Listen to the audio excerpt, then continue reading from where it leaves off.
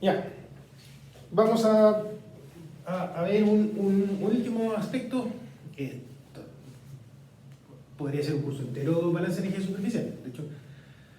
Pero hay un último aspecto que yo creo que es importante que lo conozcan, sobre todo en el contexto de todos aquellos y aquellas ustedes que en su profesión, en el ejercicio de su profesión, van a terminar trabajando en el norte,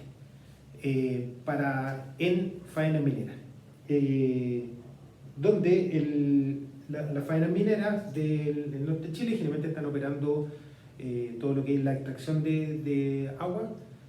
Ahora la están haciendo subterránea desde los salares de las cuencas endorreicas que hay en el norte, lo cual está afectando directamente a estos ecosistemas que están al final, son humedales terminales que están al final de las cuencas cerradas, donde todo litro por segundo que yo saque de la cuenca es un litro por segundo menos que va a estar llegando al humedal y por lo tanto va a estar afectando directamente esta zona acá.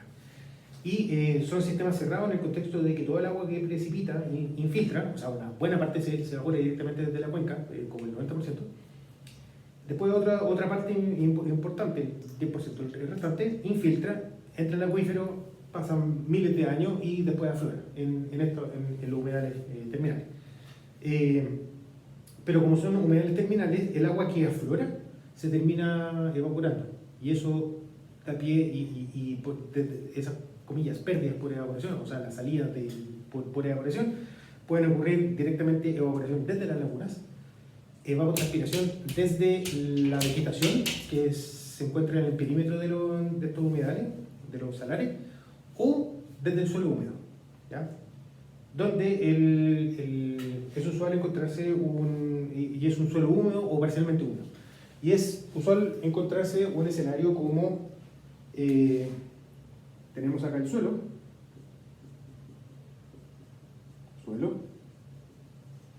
y vamos a tener entonces que a una profundidad bajo el suelo, vamos a tener el nivel freático de la culera. Nivel freático. ¿Cómo podríamos definir el nivel freático? Es como la isoterma de la presión igual a la presión atmosférica. Isóbara de la presión igual a la presión atmosférica. Todo lo que uno tiene por sobre el nivel freático es una presión menor que la presión atmosférica. Y se explica porque precisamente está el efecto del ascenso capilar que está levantando el agua hacia arriba. Todo lo que uno está debajo del nivel freático, uno tiene una presión mayor que la presión atmosférica, dada por hidrostática principalmente, ¿ya? Pero tenemos este nivel freático. Vamos a tener acá una zona de ascenso capilar con humedad menor que el 100%, ¿ya? O sea, hay agua líquida, pero no en todo el espacio. Y acá tenemos suelo saturado.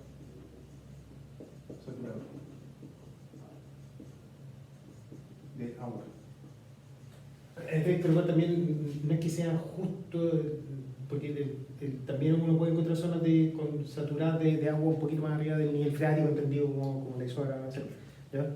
Pero eso más o menos me imagino que tienen que haber visto toda esta parte de esta discusión en el curso de agua subterránea, o por lo menos introducido algo de esta discusión, ¿ya? Entonces, ¿cuánto es la evaporación que nosotros tenemos desde aquí? Evaporación de agua desde el nivel freático, que es una parte importante, como ya les decía.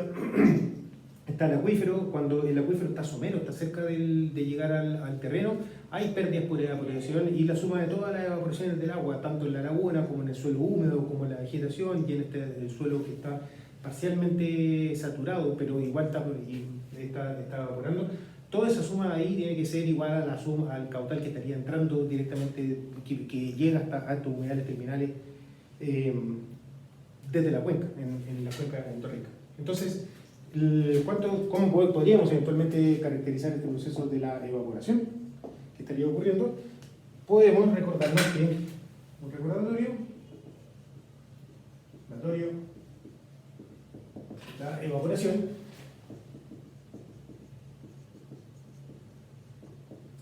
es difusión de vapor de agua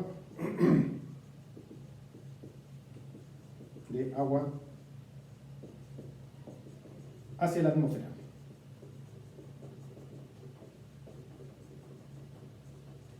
¿Ya?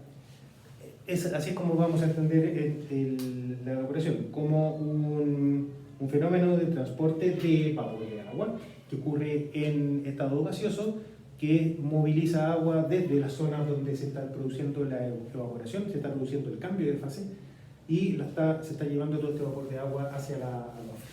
Entonces vamos a hacer un modelo muy simplificado, vamos a hacer un modelo muy simplificado. ¿Ya?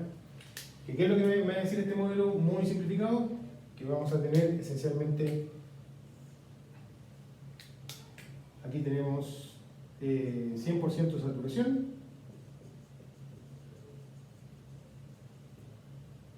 aquí tenemos, acá arriba tenemos aire, aquí tenemos suelo seco.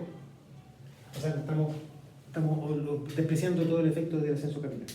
No despreciando, no lo estamos considerando, ¿ya? Pero mediante este enfoque yo creo que van a aparecer varios conceptos que son importantes para poder entender cuáles son los mecanismos que condicionan principalmente la evaporación desde la cuestión terrestre, ¿ya? Entonces, ¿qué es lo que nosotros tenemos? Aquí, si que nosotros tenemos un suelo 100% saturado, podemos decir que la concentración, en este punto de aquí, la concentración de vapor de agua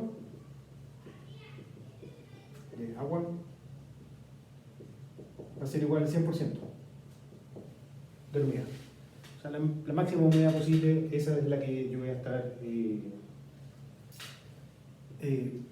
voy a tener justo en esta zona de acá donde va a estar el 100% de saturación, que es más o menos lo mismo que uno dice cuando uno está evaporando desde un lago o desde una laguna, lo que sea. Uno dice que justo arriba de la interfaz de la superficie libre uno tiene está el vapor saturado, donde la humedad relativa es igual al 100%.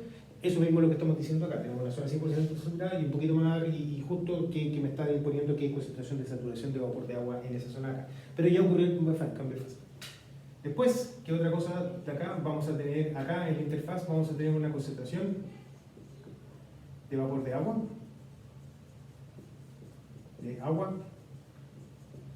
que vamos a llamar C sub I, que no conozco, ¿ya? Y por acá arriba vamos a tener una concentración de la atmósfera, que vamos a llamar C sub A, que va a ser un dato, ¿ya? Entonces, ¿qué es lo que nosotros podemos decir? Y tenemos aquí la evaporación.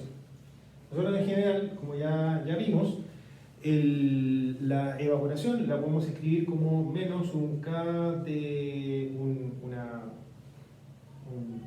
coeficiente, que vamos a llamar K sub E, por la diferencia de concentraciones en la atmósfera menos la concentración en la interfaz, donde este valor del K sub E sería algo así como kappa cuadrado U0 cuadrado dividido por el logaritmo natural de Z dividido por Z0 por el logaritmo natural de Z dividido por Z0 ¿ya? Que es una velocidad kappa cuadrado por U, ¿ya? Donde aparece el perfil logarítmico y todas las cosas que nosotros ya hemos estado viendo. Pero todo eso ahí yo lo voy a englobar dentro de una pura cosa. Aquí también la concentración de vapor, el 0,622 está principalmente y la presión, el efecto de la presión que aparece, y la densidad del aire, que también es otra de las variables que aparece. Eso va a estar principalmente contenido en esta forma que yo voy a estar definiendo las concentraciones, ¿ya? Pero lo importante es que existe una velocidad y una diferencia de concentraciones entre la atmósfera y la interfaz. Que eso sería la evaporación que se estaría llevando vapor de agua desde la superficie del suelo hacia arriba, hacia la atmósfera. ¿Ya? Y ahora tenemos que preocuparnos de qué es lo que va, cómo llega ese flujo de vapor de agua, que llega principalmente desde abajo. Entonces ahí yo tengo que preocuparme de tanto del flujo que se me está yendo, que sería esto de acá, que depende de la turbulencia, como ya hemos estado viendo, pero en este caso de acá también me tengo que preocupar de que este flujo de vapor de agua que se está yendo desde la superficie hacia arriba llega a la superficie,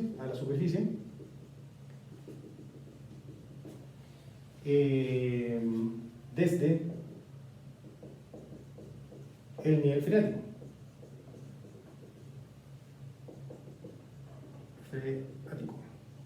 ¿Ya? Que sería este, que es donde tenemos la concentración de saturación. O sea, yo me tengo que, si veo solamente un lado, voy a estar viendo la primera mitad, porque también me tengo que preocupar de qué es lo que me sustenta esta evaporación. Y lo que veo es que el flujo que se me está yendo tiene que ser igual al flujo que me está llegando. ¿Ya? O sea, es igual a E, en otras palabras. ¿Y cómo llega?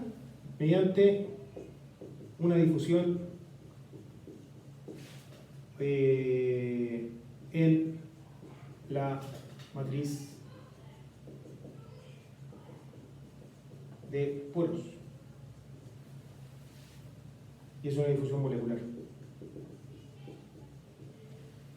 O sea, si yo tengo una molécula de agua que está acá, esa molécula de agua de alguna manera tiene que difundir a través de esta zona de espesor D para llegar hasta la superficie, y una vez que llega a la superficie se me va hacia arriba por efectos de la turbulencia. ¿Ya? Y tengo que reconocer que la tasa a la cual están subiendo moléculas por este efecto de difusión molecular tiene que ser igual a la tasa a la cual se me están yendo las moléculas por efecto de la difusión turbulenta que yo tengo hacia arriba. Entonces en la práctica tengo que estos dos flujos son iguales, y este flujo de evaporación, ahora si yo lo veo por el lado de los suelos, va a ser igual a menos un coeficiente de difusión, que voy a llamar un coeficiente de difusión efectivo que ocurre en el suelo, que hay juvenal la facultad, que depende de la porosidad del suelo y eventualmente si queda alguna velocidad y lo que ustedes quieran, ¿ya? Por el desea de cómo es el gradiente de la concentración dentro de esta zona acá, pero como el flujo es constante, es uniforme en Z, la derivada de CA de Z va a quedar escrito directamente como la diferencia de concentraciones por el espacio. Así que esto de acá me va a quedar C sub I menos C sub de saturación dividido por el espesor de esta zona seca, ¿ya? Que vendría a ser más o menos cuál es la profundidad a la cual está el nivel freático, ¿ya? Mediante este modelo bien simplificado. Entonces, ¿qué es lo que yo no conozco de estas dos cosas? Yo no conozco cuánto vale ese sub I, que es lo único que no conozco. Y bueno, y no conozco cuánto vale la evaporación. Ahí tenemos las dos ecuaciones y dos incógnitas que me permiten cerrar el problema. Las dos ecuaciones y dos incógnitas que me permiten cerrar el problema. Entonces, si es que nosotros juntamos esta información, vamos a llegar a un resultado del tipo que la evaporación dividido por la evaporación máxima va a ser igual a 1 más el número de Becquerel. ¿Ya? Entendiendo en este caso acá, el número de Becquerel va a estar definido como, en este contexto, que sería como tiene un nombre, el número de Becquerel, pero no es una adicción, sino que más bien está relacionado, que dice que tiene una unidad de velocidad, que estaría dado por este caso E por la distancia D dividido por el coeficiente de difusión efectivo que nosotros tenemos acá en los sedimentos. Y este Emax está definido como menos K sub E dividido por la concentración del aire menos la concentración de saturación. ¿Ya? Una definición. Entonces, ¿qué es lo que aparece con este tipo de resultados? Aparecen relaciones más o menos simples para poder calcular con toda la evaporación desde un suelo, entendiendo que este Emax también lo podría interpretar como la evaporación potencial, que es la que se mide en un evaporímetro de cubeta. ¿Ya? Pero lo importante es reconocer de que aparece este número dimensional que me dice cuáles son todas las variables que están influenciando en este proceso de evaporación. Una, está ocurriendo todo lo que ocurre en la atmósfera, que está representado por esta difusión, ¿ya? Este tema de la velocidad que aparece ahí, ¿ya? Y lo otro es que está representado también por efectos del coeficiente de difusión molecular de vapor de agua dentro de la matriz de polo y el espesor. O sea, aparece que mientras más profundo sea el acuífero, más chico es este número de acá. Mientras más chica es la evaporación. No es cero, pero es un número chico. Mientras más eficiente es el proceso de difusión dentro de la matriz de poro, imagínense, no sé, por rocas más grandes, bueno, más grande va a ser la evaporación, que tiende a ser más chico, por lo tanto, esta cosa va a tender a crecer. Y ahí es como uno puede comenzar a mezclar cosas que están ocurriendo tanto en la atmósfera como en los sedimentos, o sea, dentro de los suelos, donde lo que fue necesario reconocer es que la evaporación, que nosotros lo vamos a estar escribiendo, nosotros lo habíamos escrito solamente viendo el lado de la turbulencia, donde aparecía el logaritmo, etc. En muchos de los casos también tenemos que interpretar y hacer una pregunta desde a dónde está viniendo esta agua que se me está evaporando. Un ejemplo es qué es lo que estaría ocurriendo acá en la evaporación. Y la pregunta siguiente, que ni siquiera lo voy a alcanzar a mencionar en este video, porque ya está como bien largo, es, nosotros tenemos que la evaporación lo que va a estar haciendo es enfriar esta agua subterránea, de manera tal de que también me tengo que hacer cargo del calor que necesito para poder hacer de que esta agua subterránea no se me enfríe infinitamente. O sea, este proceso que ya parecía más o menos simple, tiene que además complementarse con algún proceso de difracción de calor, donde haya nuevamente el balance de energía superficial, pero ahora a la superficie, que me va a estar condicionando cuál es la tasa a la cual va a estar entrando el calor hacia el agua subterránea, que va a ser la que me va a estar sustentando las pérdidas de calor por esta evaporación. Pero como una primera aproximación, si que nosotros queremos estudiar el proceso de evaporación solamente como un fenómeno de difusión de vapor de agua hacia la atmósfera, podemos agregar perfectamente el efecto de la difusión a través del suelo, que va a terminar complementando el efecto,